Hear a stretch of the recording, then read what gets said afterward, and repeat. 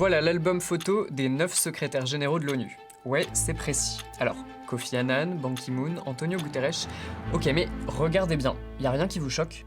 Oui, ce sont tous des hommes. Depuis que les Nations Unies existent, aucune femme n'a occupé le poste. Mais du coup, l'ONU pourrait-elle enfin être dirigée par une femme? Moi c'est Romain, et dans ce format, pourquoi on contextualise une question qu'on se pose ici à Arte et que vous vous posez peut-être aussi. Aujourd'hui, direction les Nations Unies. Mais déjà, que fait le secrétaire général de l'ONU? Petit rappel, l'ONU compte 193 États membres. Son siège est à New York, aux États-Unis. Les grandes missions des Nations Unies, c'est de veiller à la paix dans le monde et protéger les droits de l'homme. Et la personne à la tête de l'ONU, c'est le secrétaire général. Actuellement, lui, Antonio Guterres. Il représente l'organisation dans le monde entier, joue le rôle de médiateur en cas de conflit entre pays et peut à tout moment inscrire un sujet à l'ordre du jour du Conseil de sécurité. Bon, et son mandat dure 5 ans, mais il peut être renouvelé. Ça a été le cas de Guterres, son mandat finit à la fin de l'année. Bref, là, c'est le moment de trouver son ou sa successeur. Ça serait inédit, mais selon l'organisation One for 8 Billion, 92 pays membres de l'ONU, donc quasi la moitié, seraient prêts à ce que le secrétaire général, le SG comme ils disent, soit une secrétaire. Et l'actuel SG, Guterres, est du même avis.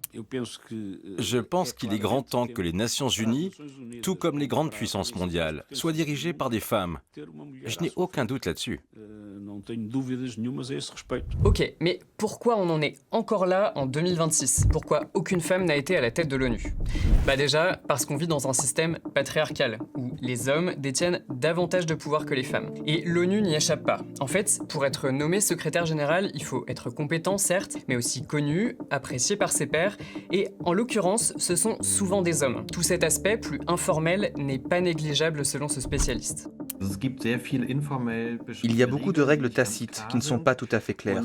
Et quand on prend ça en compte, je pense que les femmes font face à un problème de taille. Déjà, elles ne font pas partie de ces réseaux masculins. Par exemple, le deuxième secrétaire général de l'ONU dans les années 50, Dag Hammarskjöld, a appris sa nomination au téléphone. Il pensait que c'était un poisson d'avril. Il n'était pas au courant de ce dont on lui parlait, que son nom était évoqué au Conseil de sécurité. Et c'est encore le cas aujourd'hui. Il y a encore ces accords officieux, ces réseaux. Ok, ça c'est une chose. Une autre, c'est que les femmes sont déjà sous-représentées au poste de pouvoir, et ça dans le monde entier. Selon l'organisation ONU Femmes, il n'y a aujourd'hui que 16 pays membres qui ont une femme chef d'État, 21 une chef de gouvernement.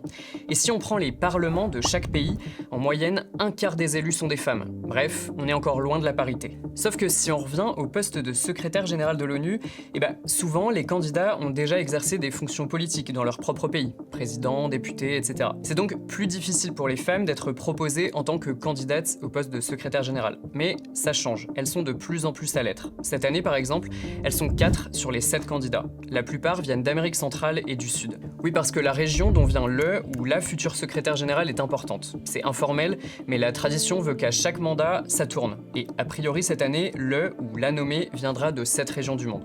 Parmi les candidates, on a donc Michelle Bachelet, ancienne présidente du Chili, Rebecca Greenspan, ex-vice-présidente du Costa Rica, Maria Fernanda Espinosa Garcés, ancienne ministre équatorienne des Affaires étrangères, et Caroline Rodriguez Birquet, l'ancienne ambassadrice du Guyana à l'ONU. Ok, ça c'est pour les candidates, et une fois n'est pas coutume, les hommes aujourd'hui, on n'en parlera pas. Bon, mais maintenant, c'est quoi la suite? Comment le vote se déroule-t-il?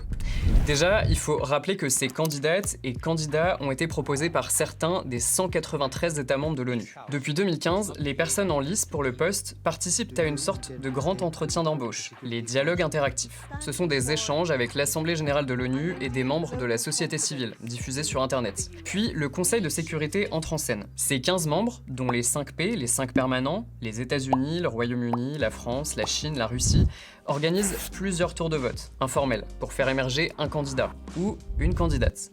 À partir de 9 votes, il ou elle peut être élu. Pour Antonio Guterres, il y a eu 6 tours. Mais au dernier tour, un membre permanent du Conseil de sécurité peut mettre son veto. Et après ce dernier tour, l'Assemblée générale confirme le vote. Justement, en parlant de ce droit de veto, concrètement, les 5 membres permanents ont le pouvoir, à eux seuls, de bloquer la nomination d'un ou d'une candidate. Ça, c'est ce qui menace Caroline Rodriguez Birquet, parce qu'elle a déjà dit publiquement que si elle était élue, elle serait pour réformer le fameux droit de veto. La communauté caribéenne réaffirme qu'il serait préférable que le droit de veto soit aboli. Toutefois, conscients qu'il sera probablement maintenu, nous sommes fermement convaincus que d'éventuels nouveaux membres permanents devraient disposer du droit de veto. Bref, vous avez vu, féminiser le poste de secrétaire général, c'est possible. En tout cas, les candidates sont là. Ça serait historique. Il n'y a encore jamais eu de femme à la tête de l'ONU. Ça, déjà, parce qu'elles sont sous-représentées au poste de pouvoir dans le monde entier.